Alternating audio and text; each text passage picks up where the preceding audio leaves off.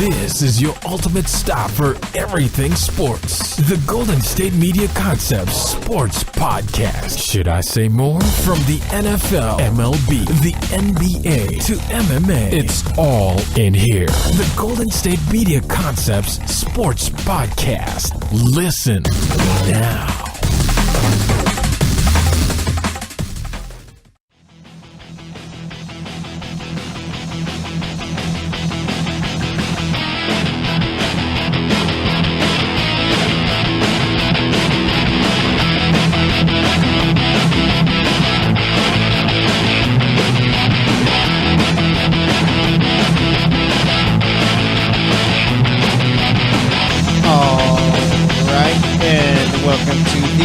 GSMC Sports Podcast. This episode is brought to you by the GSMC Podcast Network. And as always, I am your host, Jesse Tapia. All right, it's Wednesday. Obviously, there was no show yesterday. I had the day off. And I know people probably worrying about it, but nonetheless, we're here. All right, it's April 25th. And let me tell you what's going on for today. So obviously, since we're starting on Wednesday, we missed Tuesday, and we had some games that went on yesterday. Pretty much going to have to do like a little recap as far as everything that's gone on. All right, so for this first segment, we're going to be talking about Philly versus Miami and also Boston versus Milwaukee. We're going to talk more so about Philly as far as them being a good, like probably the best team in the East right now as far as possibility of coming out of the East. We'll be talking about that. They ended up winning their series in 5 games. All right, like I said, we're going to talk about Boston after that.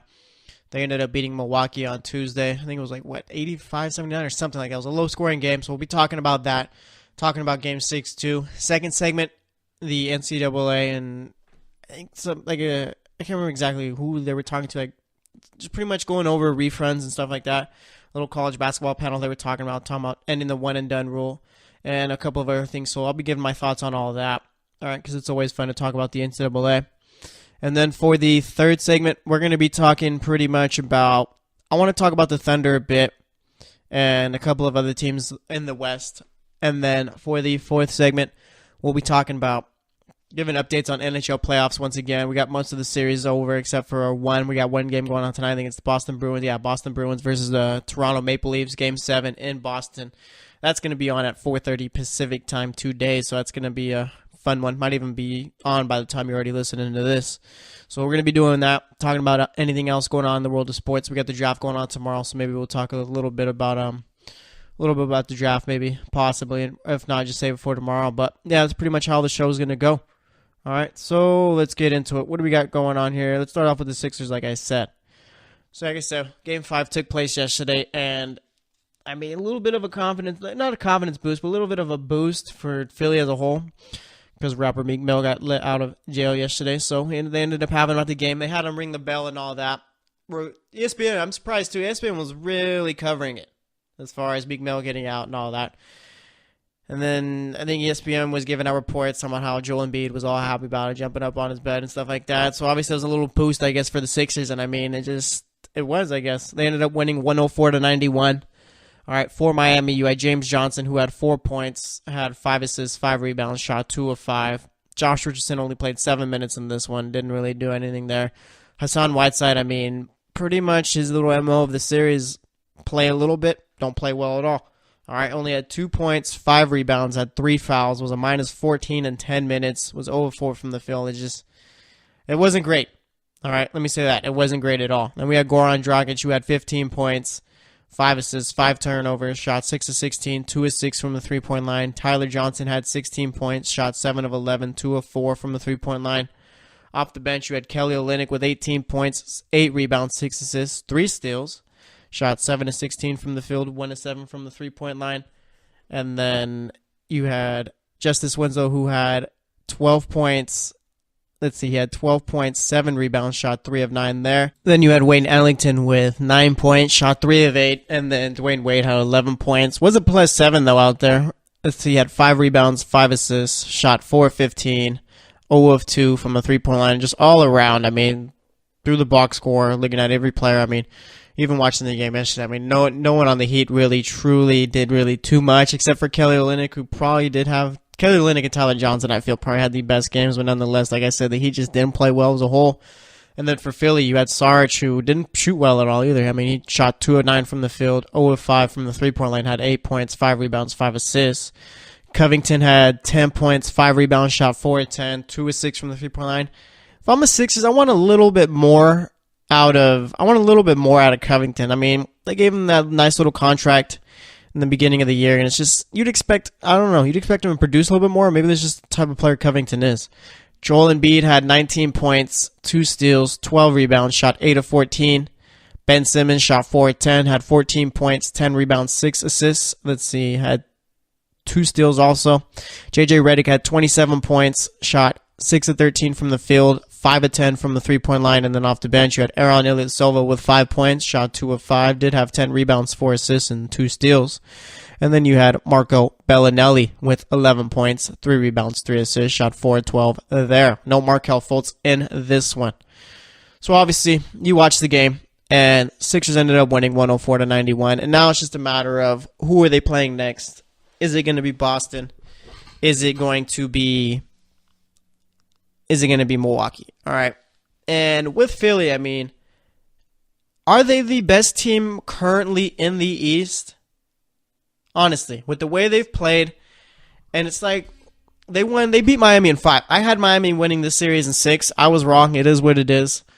But nonetheless, like I said, they got out of this series in 5 games, and for the most part, I mean, I feel like 4 of them or 3 wins were blowouts. One of them was close, I think it was. Or was it all 4 were blowouts? I'd have to look back and pretty much, actually, yeah, let's do that. Let's look back and see really how. Let's see. So they won, obviously, Game 5, 104-91. And then they won Game 4, 106-102. Game 3 was 128-108. Game 2 was 113-103 loss. And then Game 1 was a 130-103 win. So pretty much 3 out of their 4 wins this series were blowouts. Granted, I mean, that 128-108 win there, I mean, they didn't really start blowing them out to the 4th quarter. I mean, it was close throughout up until the 4th, but nonetheless, I guess a blowout's still a blowout. So, yeah, I mean, I feel like that's the right question to ask right now. Is Philly currently the best team in the East playing in the playoffs? And I think you'd have to argue that, yeah, they are. All right? Because, I mean, if you think about it, Cleveland isn't playing well. It's pretty much the Cleveland Browns out there. Indiana's still struggling with that Cleveland team. Boston, I mean, they're doing what they can with the guys they got out there. I think, yesterday that's Semi Ojeleye starting, and now we're actually going to talk about his play on Giannis Antetokounmpo in a few moments. But nonetheless, I mean, Celtics, they're not better than Philly right now as far as who's playing well. All right. I mean, Milwaukee, same, still not better than Philly. And then the Raptors and Wizards, if anything, I feel like those are probably the 2 teams who probably haven't played well at all so far. All right, the Raptors were okay in the first 2 games. Yeah, they won them both, but the Wizards were bad. And then next couple of games, the Wizards, I don't know. I don't know. Maybe I'm just not too high on that series, but the Raptors and Wizards, I feel, just don't do anything for me. And I think we can all agree that, yeah, Philly is better than those 2 teams. So, yeah, I think we have to agree that right now Philly is the favorite to come out the East with the way they've been playing.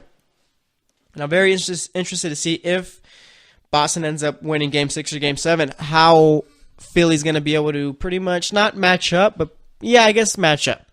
All right, because obviously Philly is currently playing the better basketball, but it's just like, oh, you throw a guy like Marcus Smart on Ben Simmons. Does that limit him in any way? Who knows? And then speaking of Marcus Smart, we had him coming back yesterday, all right, against the Bucks in game, what was it? Yeah, Game 5. And I was wrong on the score. I said it was like, 79-85, at least I thought off the top of my head. But no, Celtics ended up winning this one 92-87 for the Bucks. You had Giannis Antetokounmpo. He struggled, all right. Giannis struggled in this one. 16 points, 9 assists, 10 rebounds, shot 5 of 10. Chris Middleton had 23 points, 3 rebounds, shot 9 of 21 from the field, 3 of 6 from the three-point line. Eric Bledsoe, I mean, the dude just hasn't looked good at all this series. Shot 5 of 15 from the field, had 16 points, 3 assists, 5 rebounds. Malcolm Brogdon had 2 points in his start, shot 1 of 5, only played 19 minutes. Off the bench, you had Jabari Parker, who played 32 minutes, 17 points, 8 rebounds, 2 assists. And with Jabari Parker, I mean, I don't understand why he wasn't playing in the first 2 games. Okay, because nothing has really changed other than the fact that he's just getting more minutes. Like, I don't understand why Joe Prunty just decided not to play Jabari Parker. I'm not sure if it was a matter of maybe what Parker said after game 2, I think it was, where he said he's not on the coach's good side or anything like that, and that's why he's not playing. So maybe Prunty's like, you know what?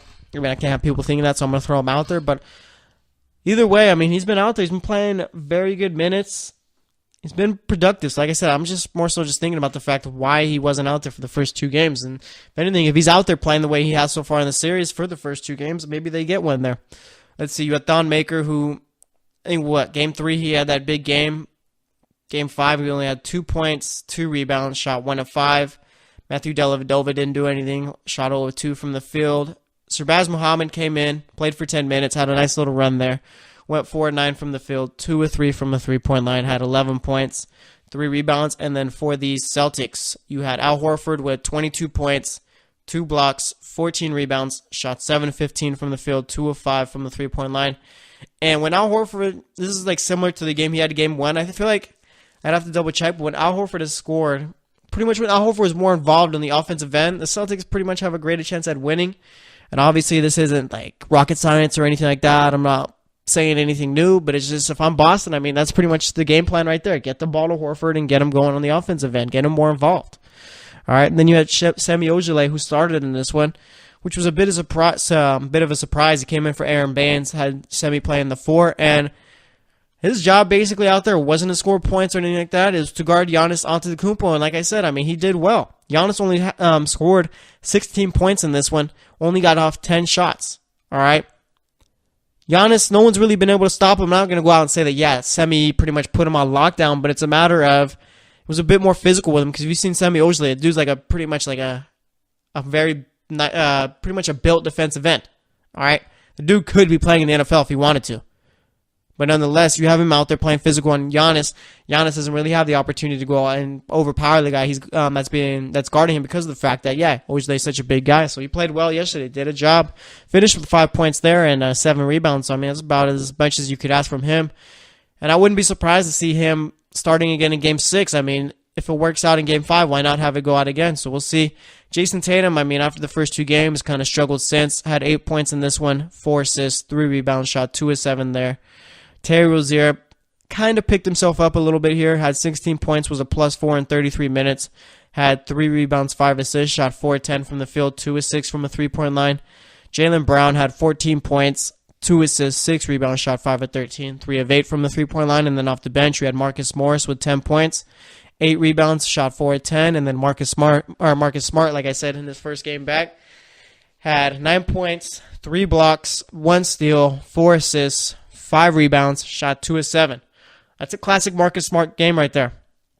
And you could tell as soon as Marcus Smart came out, all right, as soon as he came on to the court, it was just a completely different atmosphere, all right? I think the Celtics were they were playing kind of slow before he came in. The game starting out too was very weird. Neither team was really hitting too many shots or anything like that. It just was a matter of, I mean, both teams just started out slow. Marcus Smart comes in, and it's just the momentum completely shifted. He didn't even do anything. He just came in.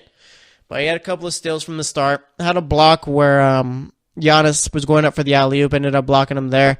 And had a very big play at the end where, I mean, he's on the ground. You got pretty much almost Thon Maker and Giannis clawing for the ball, or as Middleton. I can't remember exactly who the 2 players were trying to get the ball from Smart. He ends up throwing it to Horford. Horford dunks it, and it was pretty much like the dagger right there. So that was a big thing for the Celtics right there to get Marcus Smart back. He is that guy. He's a player with the it factor, right? You're not sure what it is, but nonetheless, you know he has it. So it's a big difference there. But nonetheless, we got Game 6 going on Thursday, which is tomorrow.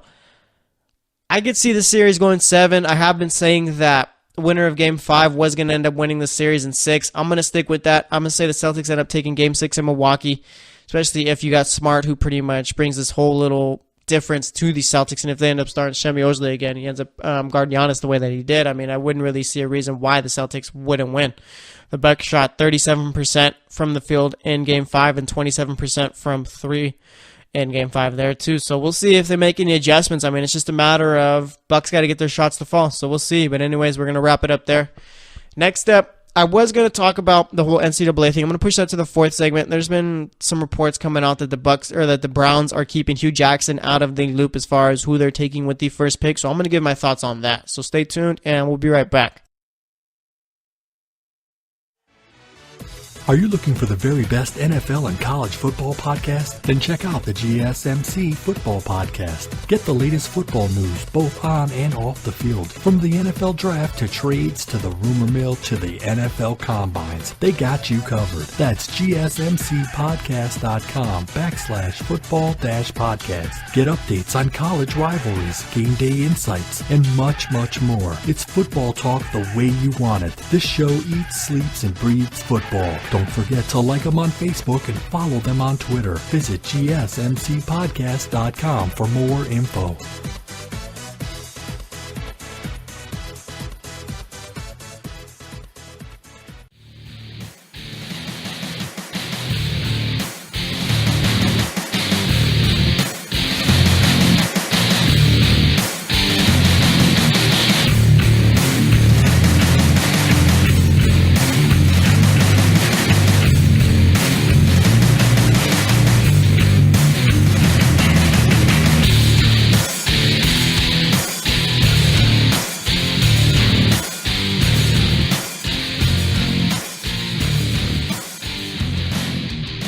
All right, and welcome back to the GSMC Sports Podcast. We spent that first segment talking about Philly winning their series against Miami in 5 games, and then we spent the last half or so of the segment talking about the Celtics game against the Bucks. So we did that. For this segment, we're going to head over to the NFL. We're going to be talking about the Cleveland Browns. All right, so let's do that. Obviously, it's draft week. We got the draft coming up tomorrow, which is Thursday. Very exciting time. I'm very excited for it. All right. Got a lot of NBA playoffs going on tomorrow. Then we got NHL playoffs, the second round starting up tomorrow. We got the Sharks and Vegas Knights playing, and then the Capitals and Penguins playing. We'll definitely be watching every game of that Penguins and Capitals series just because of the fact it's hilarious. All right. To go through Twitter and pretty much see what Caps fans are saying. And I guess their thing now is pretty much they're not as great as they usually been. We all know that, but it's just something feels different. And it's just like, I don't know. It's like you're just waiting, maybe it's going to happen, and it just never does. So we'll see if Crosby's going to get the most or the best out of Ovechkin for this series. And I saw too that Malkin's not going to be playing game 1, so maybe that's a little possibility for the Capitals to go out and steal game 1 there. So we'll see, but like I said, I mean, just Capitals and Penguins, I will definitely be watching every single game of that series. All right. But anyways, like I said, we're going to be heading over to the draft and talking about it. So let's talk. All right. The reason why we're talking about the Browns, it isn't pretty much, I guess it has a little to do with it, but it's not more so based on who I think they're taking or anything like that. We're talking about the Browns because there have been reports coming out today saying that John Dorsey, the GM, has pretty much kept Hue Jackson, obviously the head coach, pretty much out of the loop with who they're taking who they're taking with the first pick. All right, and this is just basically classic Browns, right? I mean, come on, is this what we're doing here? I thought the whole point of bringing in this whole fancy schmancy front office was to get away from all the stuff they've done.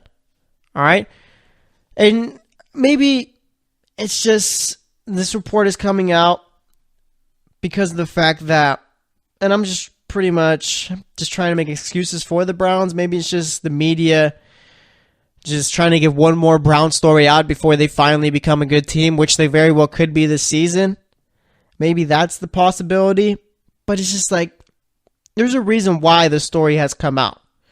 All right, and that's one thing that I've pretty much learned over the years, paying attention to it all, is that even if a story is put out and it gets denied and something like that, there's a reason why it got put out. All right, there's a reason why. There's some truth to it, whether it be the story is completely true is one thing, or whether it's like, wow, tiny bit of it is true is another. All right, but as far as John Dorsey keeping Hue Jackson, and we're going to talk as if this is a true story, because I said we don't know yet or anything like that. But let's say that this is a true story and he's keeping him out of the loop. I mean, this season's over before it starts, right? Why wouldn't it be? I mean, why is Hue Jackson even the head coach of the Cleveland Browns if you're keeping him out the loop? All right. And one thing with the Browns that I never really understood was They brought in all these new front office guys, right? Brought in a new offensive coordinator, all that. Pretty much new bells, whistles, everything. Okay? I don't understand why they still kept Hue Jackson. And I think it was more so the owner's call rather than John Dorsey's when John Dorsey was coming in. I feel like the owner, for whatever reason it may be, maybe Hue Jackson is just a sweet talker and he knows how to pretty much extend things for him. Because, I mean, the fact of the matter is, no coach should ever go 1-31 in their first 2 seasons with a team. Okay? And, I mean, yeah, maybe he had really bad players, and that's what it was. Like, there was no opportunity out there to go win more than one game. But that wasn't the case here. Okay? With the Browns, I mean, they did have talent. And it's not like they were getting blown out game after game after game this season when they went 0-16. They were in the majority of their games, meaning they lost by 5 or less, 7 or less, something like that, by a touchdown or less. All right? But, I mean, if anything, I put only or not winning a game this season, that's on coaching, I feel. All right? And from the start, I said, you know what? Hue Jackson, the offensive coordinator, one of the best in the NFL, no doubt. Okay, because look what the Bengals did once he left. All right, the Bengals really haven't had the same offense since Hue Jackson has been coaching the Browns. All right, so Hue Jackson, the NFL, the offensive coordinator, great. Would love him on my team. Hue Jackson, the head coach, though, I mean, he's terrible. All right, look back to his time in Oakland. I mean, they went 8-8, and he still got fired. And that's back when the Raiders were a dumpster fire. All right? The Raiders could be getting back to that, just with the way John Gruden's pretty much been trying to take the team back to the 90s as far as style of football, which I can't wait to see what ends up happening with the Raiders. Like, with the Raiders, I feel that's probably the most intriguing team to me in the NFL. All right? Because it really seems like John Gruden is developing some type of time machine. He's going to take the Raiders all the way back. So we'll see what ends up going on there. But nonetheless, getting back to it. All right. Hue Jackson was when he was with the Raiders. He went 8-8 one season. And I think it was the last game of the season. He calls out his players and stuff like that. And obviously, as a head coach, you're not supposed to do that. You're not supposed to throw your players under the bus. And if you do, you better have the reputation of a Bill Belichick and guys like that. But nonetheless, he pretty much put the blame on them. I think it was for a particular game or for the season, but nonetheless, he put the blame on them. That gets him canned. And I feel like he kind of did the same thing this past season where wasn't blaming the players, but didn't hire an offensive coordinator. Says he didn't want to hire an offensive coordinator because of the fact that he didn't want to take a guy like that to take the blame because of the fact they had no talent on offense. All right. And, I mean, sure, Hue Jackson. Sure, whatever you say. And that's kind of been the pattern with Hue Jackson as he's been a head coach in the league. All right, and I feel like maybe that's one of the ways where he got to keep his job is that he pretty much just put it into, I think Jimmy Haslam is the Browns owner, put it into his mind that, yeah, this team is so bad to the point where I didn't even hire an offensive coordinator. All right? Because of the fact that he would have had to gotten fired with the way they played. And it's just like, come on here. So, I mean, as far as getting back to it, as far as the Browns not really letting Hue Jackson, not really bringing him into the loop as far as who they're taking, I mean, why is he even there? What is the point? If this whole thing is true, then why not just fire him now? And if it is true, it's just like the Browns could win 4 games this season. That'd be a step up, and Hue Jackson could get fired. And I think that just might be the plan here, is to get rid of Hue after this season, unless they end up go 9-7 or whatever. And again, I'm still baffled to the point where, like, as to why they bring in a new GM and all that, and why they kept a head coach. Usually, you never see that. All right? Usually, if you bring in a new GM, he's going to bring in the guy he wants. So I guess it's just a matter of no one's on the same page in the Browns front office as far as the organization and all that. And Hue Jackson could want Baker Mayfield or whoever. And John Dorsey could want someone else. All right. And the Browns really can't mess this up. They cannot mess this draft up. Okay. You got the 33rd pick. You've got the first pick. You've got the 4th pick. You need to get it right on all 3. Okay. And people may go out and say, oh, it's a little harsh. It's difficult to go out and get all 3 draft picks right. No, the Browns have been missing on draft picks year in and year out. Now's the time where they get it right. Now's the time to make sense. Okay.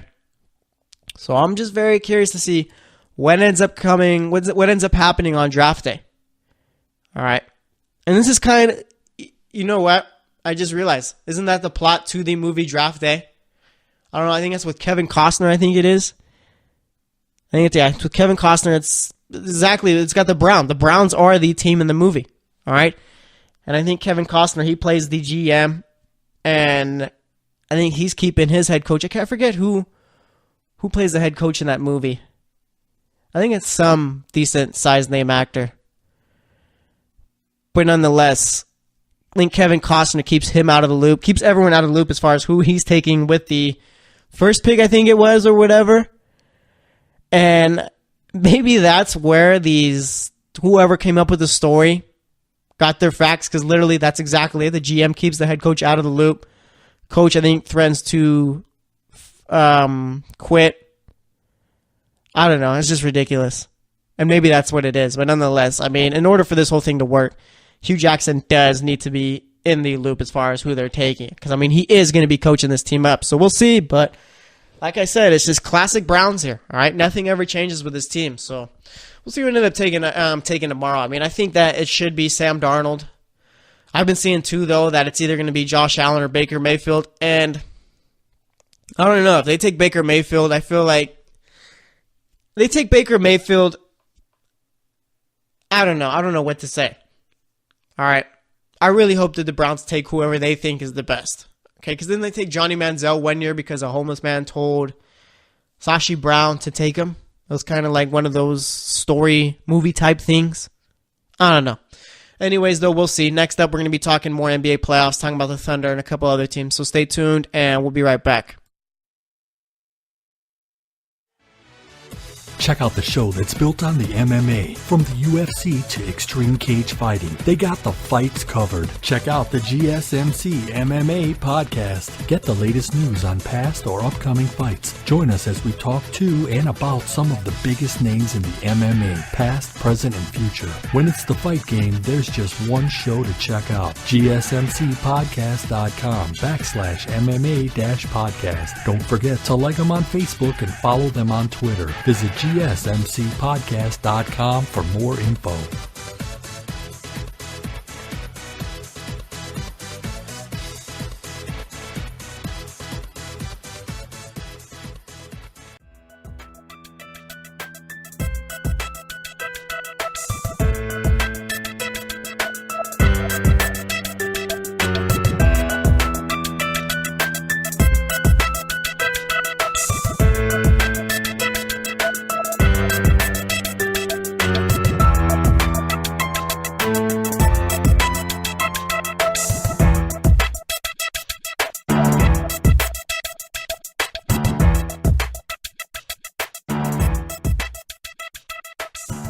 All right, and welcome back to the GSMC Sports Podcast. I don't know, I feel like when I say it that way, when I introduce everyone back into the new segment, I feel like it makes it a little bit more official when I space it out as far as saying GSMC Sports Podcast. But nonetheless, all right, this is the thought that crossed my mind. Today we've talked about Philly and Boston a bit. Well, Philly, Boston, and Milwaukee for that matter.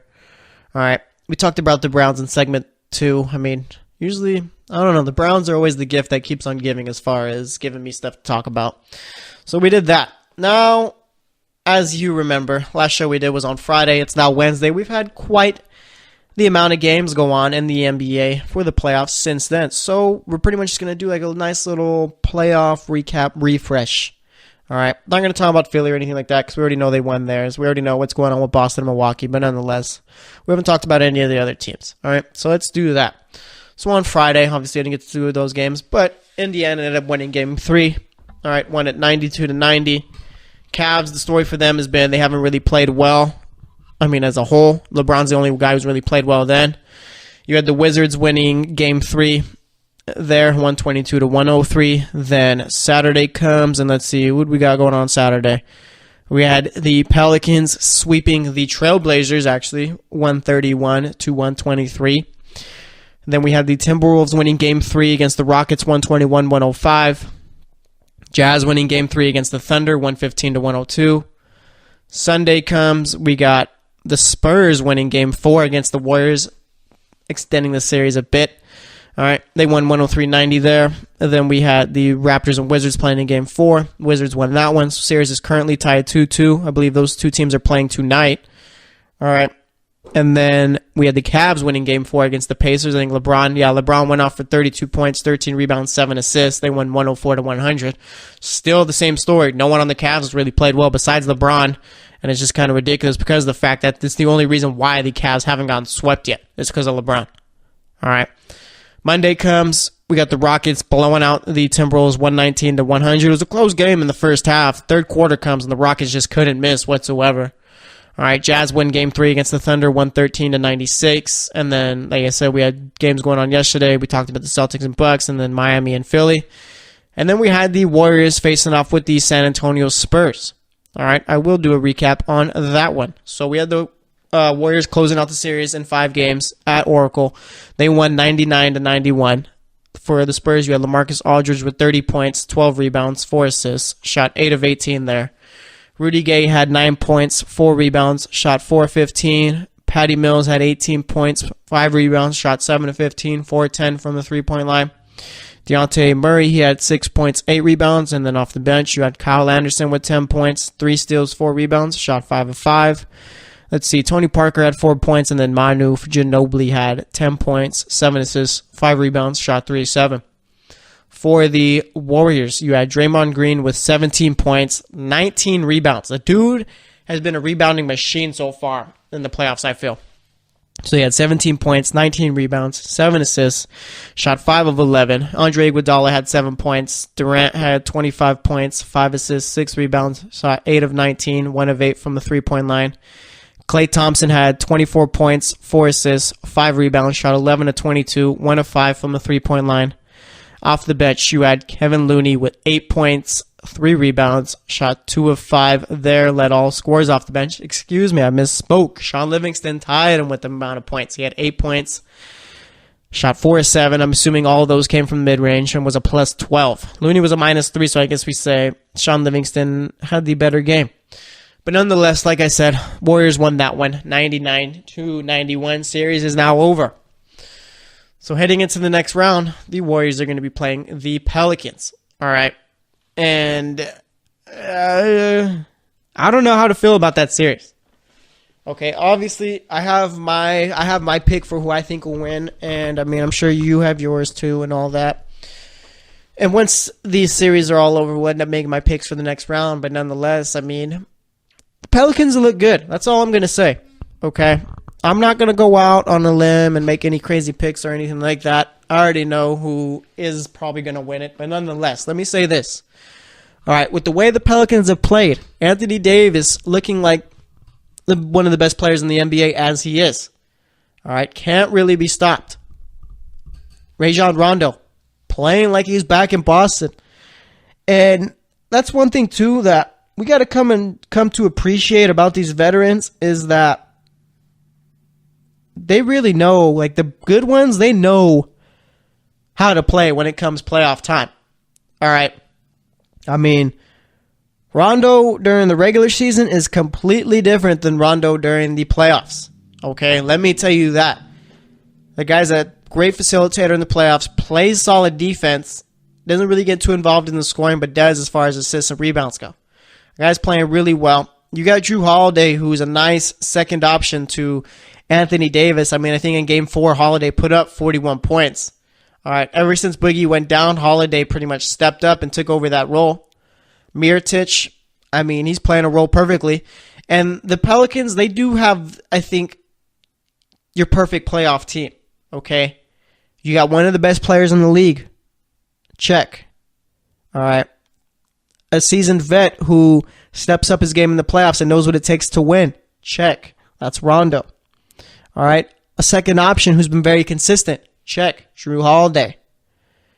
And then you go with your role players, guys like Mirotic, Ian Clark, okay, Etwan Moore, guys who are all very productive. So I'm not going to go out and say that, Steph Curry could miss the first 2 games of the second round. And I'm not going to go out and say that the Pelicans are going to go out and win the series. But, let's say Steph doesn't play the first 2 games. Maybe the Pelicans shock some people and end up taking the first 2. Anything could happen from then. All right. Very well. Anything could happen. So, we'll see about it. But nonetheless, do not close the door on the Pelicans just yet. If anything, they have looked the best out of everyone in the playoffs. All right. They've looked better than the Rockets. They've looked better than the Sixers. They've looked better than everyone so far. So, like I said, I'm not going to go out and say that they're going to win the series, but it wouldn't surprise me if they made it a series at least. All right. So, we'll see there. But nonetheless, tonight, what do we got going on tonight? I think we got 4 games going on tonight. We got Washington, Toronto. We got Cleveland, Indiana. And then we got over in the West, Timberwolves versus the Rockets, Jazz versus the Thunder. All right. And, let's see. Houston can close out the series tonight. The Jazz can close out the series tonight. No one in the East can close out their series. All right. Does that mean we only have 1 game going on tomorrow? Yeah, we only got 1 game going on tomorrow, and that's between Milwaukee and Boston. All right, but nonetheless, talking about Cleveland, like I've said, they really haven't looked good at all so far in the playoffs. And I'm talking about the team, not LeBron James, but the team. Kevin Love has been, and I'm being extremely generous here, he's been okay. All right, his play has been okay. I feel like Kyle Korver and J.R. Smith, if anything, have probably been the Cavs' second and third best players. And that's not really great because of the fact that they haven't been great either. They've been good.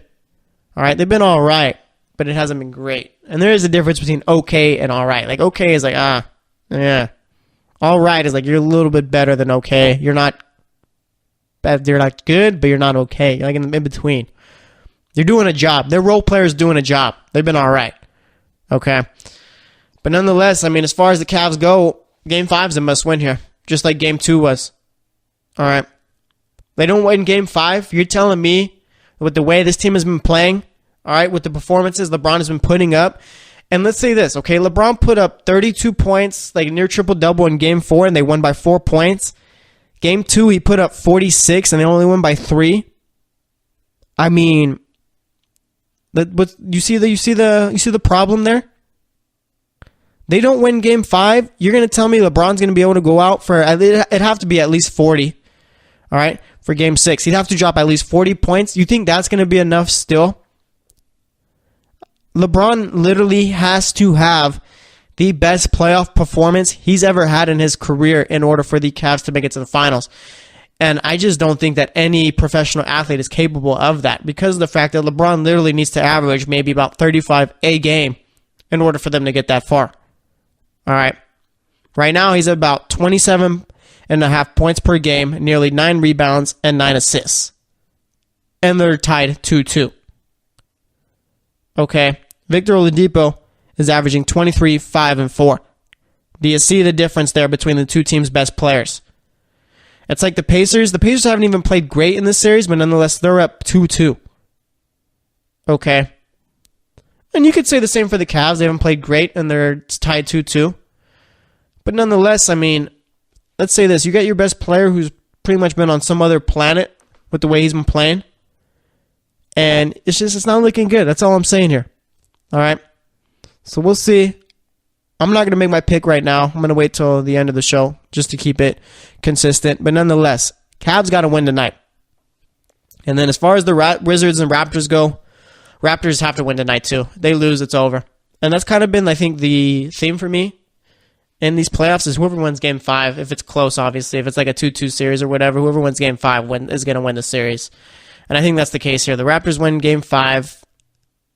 I say they'll probably get it in 7. Wizards win Game 5. It's over in 6. All right. So we'll see what the Raptors end up doing here. Kyle Lowry's been decent.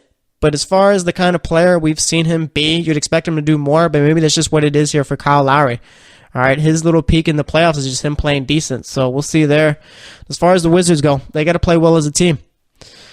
And then heading over to the West, we got the Timberwolves and Rockets. I mean, Timberwolves could have made it a series if they don't pretty much completely shut down in that third quarter. Derrick Rose is playing mighty good so far in this series too, especially in Game 4. All right, he was the best player for the Timberwolves in Game 4, but just nonetheless, like I said, the Rockets could have missed in Game 3, so we'll see what ends up happening there. Rockets, I don't even think have played their best basketball yet, so we'll see. I mean, if they don't play their best basketball, they win in 5 games, then that's a little scary. And then we got the Jazz and Thunder. All right, I picked the Jazz in 5. Could happen tonight. And let's see, if I got any series right, I picked the Heat in 6, so obviously I got that wrong. I picked the Cavs in 5. I got that wrong. I picked the Warriors in 6. I was a game off in that. I don't know what I was thinking there. I picked the Rockets in 7. That could be done tonight. I think I picked the Raptors in 7 too. That's a possibility. But either way, with the Thunder, I mean, this wasn't a success, right? I mean, the object of putting this team together was to have them compete with the Rockets and Warriors, and they can't even compete with the Jazz. And I have yet to understand why they're still favored in this series as far as Game 5 itself. All right, I get they're at home, but making them 3-point favorites I feel is a little out there. But it's just Russell Westbrook. I mean, he's got his certain way that he plays, and that's never going to change, and that's fine. But it's a matter of he's never going to win anything with the way that he does play. With Paul George, I mean, it's probably a matter of he's just waiting to get out of there. And with Melo, I mean, I have no clue what's left for Melo after this season. I mean, given the season that he's had, the playoff performance that he's had, you want Melo on your team? All right, yeah, think about it, okay? Whoever your favorite team in the NBA is, ask yourself, would you take a player like Carmelo Anthony on that team? All right. Me? No. You? Probably not. The only way you do that is if you're a huge Melo fan. Being a fan of Melo, that's cool, but it's just you have to realize that the guy hasn't played well at all, right? And it's not Westbrook's fault. It's not Paul George's fault. It's just the end of Melo, I feel. Father Time has come and got him. So we'll see. But either way, like I said, I mean, even for a team like the Sacramento Kings, all right? No one wants to go play for the Kings. Kings are pretty much a dumpster fire year in and year out. If I'm the Kings, I wouldn't even want Melo. All right? So we'll see what ends up going on there. But like I said, I mean, if the Thunder end up losing to the Jazz in 5, and I'm not trying to take anything away from the Jazz. That's like the farthest thing I'm trying to do here. The Jazz are a very good team. I picked them in 5, but I'm just saying. All right, if the Thunder end up losing to the Jazz in 5, I mean, what's next? Just like with Portland, I mean, I feel like Portland have hit their peak. Have the Thunder hit their peak? I mean, there was a point where they had Harden, Durant, Westbrook, and they ended up probably with the third best player out of that trio. All right? And if I'm Russell Westbrook, I mean, how long do you want to stay in Oklahoma City? I mean, if you're not going to win the title, wouldn't you rather not win the title somewhere else? I don't know. So we'll see about it, but we're going to wrap it up here. Next up, we're going to be talking about anything else going on in the world of sports, so stay tuned, and we'll be right back. Are you looking for help for your fantasy football team? Check out the GSMC Fantasy Football Podcast. Get today's best advice on who to start, who to sit, even who you should draft. From sleeper picks to red-hot lineups, they got it all covered for you. That's gsmcpodcast.com/fantasy-football-podcast. We'll cover traditional leagues, dynasty, PPR, even IDP leagues. When you need fantasy help, there's just one show to hit up. Don't forget to like them on Facebook and follow them on Twitter. Visit gsmcpodcast.com for more info.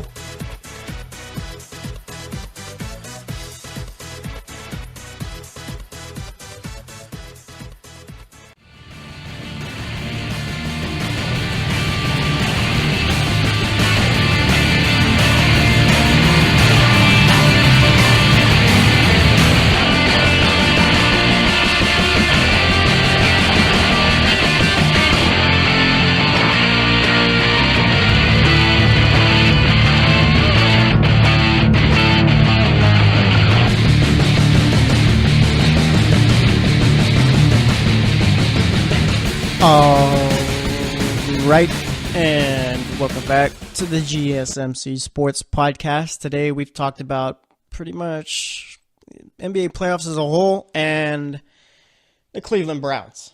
All right, it's been quite the show, let me tell you. Nonetheless, for the fourth segment, as we always do, we'll just talk about anything else that's going through my mind as far as sports go or anything else that's going on in the sports world that we haven't covered.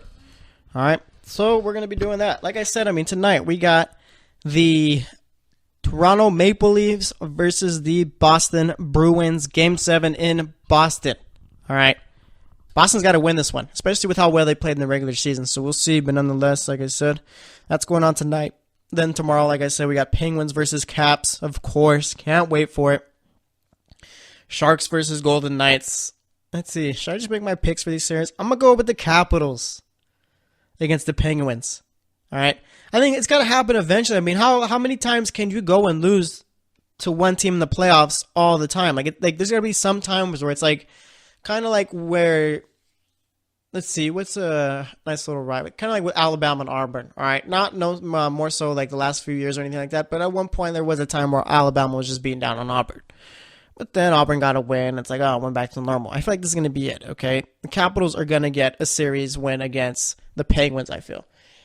Then I got the Sharks beating the Golden Knights in their series. We got, let's see, the Jets versus Nashville. I got Nashville winning. Nashville's probably the best team in the Western Conference right now.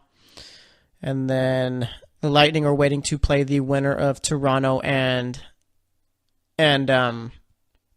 Boston. So we'll see there. But nonetheless, those are my picks. So we'll see what ends up going down there. Let's see. Yesterday we had Champions League going on. We had Roma versus Liverpool. And let me tell you, okay, that guy, Mohamed Salah, quite the player. Quite the player. Scored the first 2 goals of the game, and they were just ridiculous goals. The second one was a chip. The first one was where he cuts in towards his left and pretty much hits it in the only possible spot he could. Hits the post, goes in.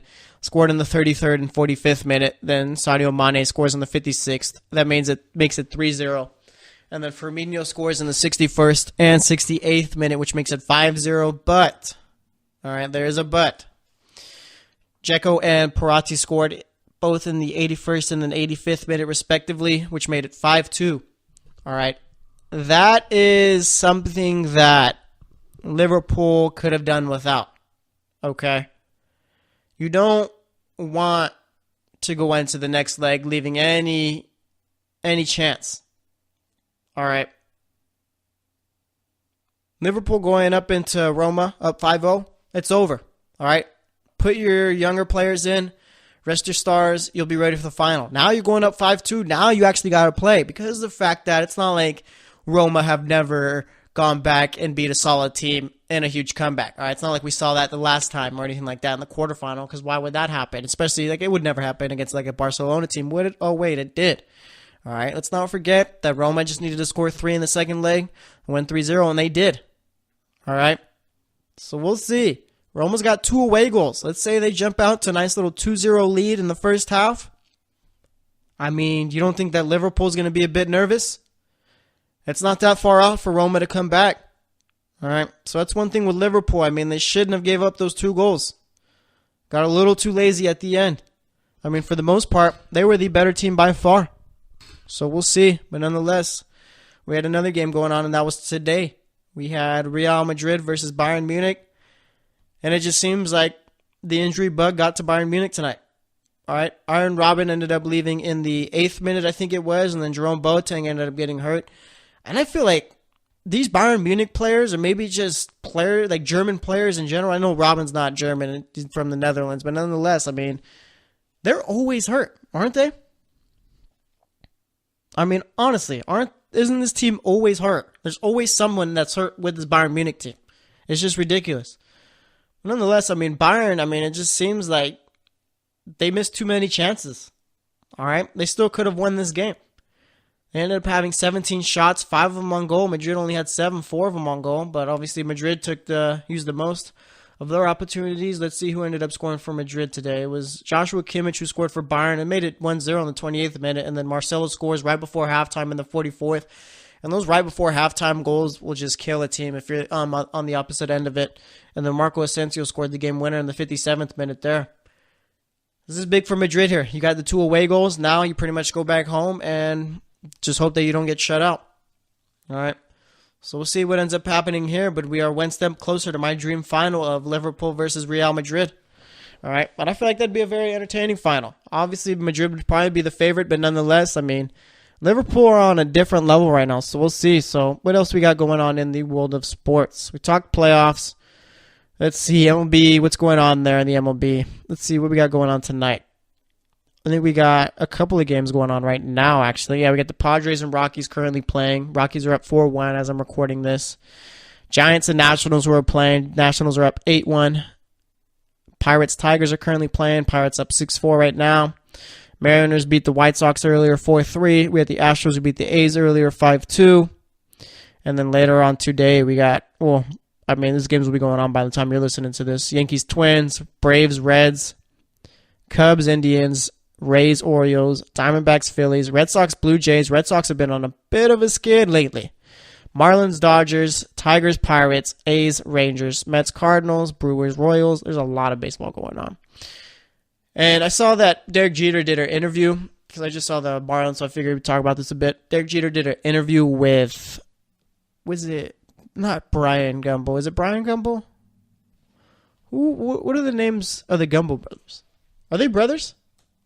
They have to be Gumbels, right? Who's the one with the CBS, the HBO show? Greg Gumbel. All right, I think it was Greg Gumbel. His brother is Bryant Gumbel. Am I missing one? Who does the NFL on CBS show? Is that Brian Gumbel?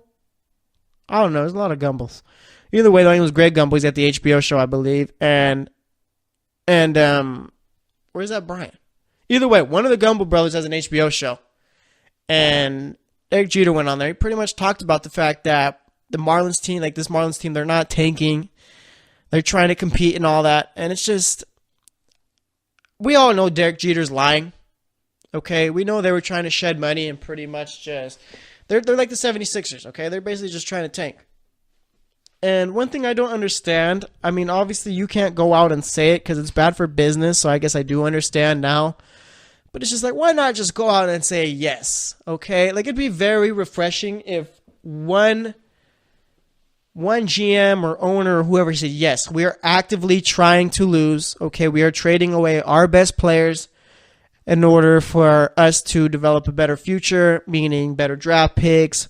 We got more money to spend and all that. I mean, I'm the day that happens is the day I will be a happy man. Okay, and for the most part, I'm a happy man. So, but like I said, I mean, it's just ridiculous. These GMs will go out and lie to your face, telling you, "Oh yeah, I think the team we got is competitive. I think we can go out and win." And Derek Jeter, I mean, he better hope this works out, or the guy is just someone where he has no clue how to run a baseball team.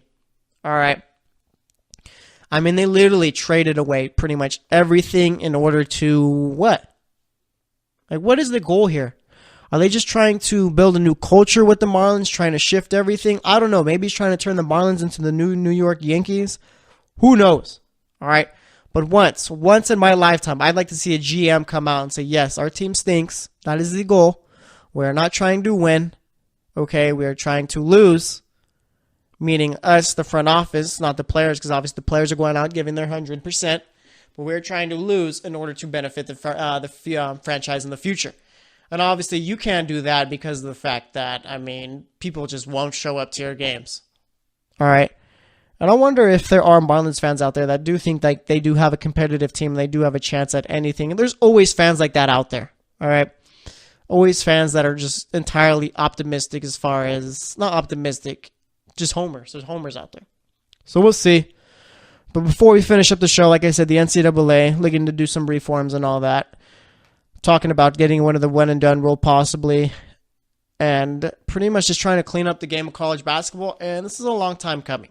A one and done rule is just honestly, it makes no sense to me. If the kid wants to come out of high school and go into the draft, let him. They're also talking about if they don't get drafted, they are eligible to return back to play college basketball, which is just a genius to me. I mean, I don't know why they're not doing that now. All right. One thing I want to see is I want to see players be able to make money off their likeness. I want to see John Doe sign an autograph and get paid for it. All right. That's the NCAA I dream of there. All right, I want to see these players start getting paid. And I think we're getting towards that.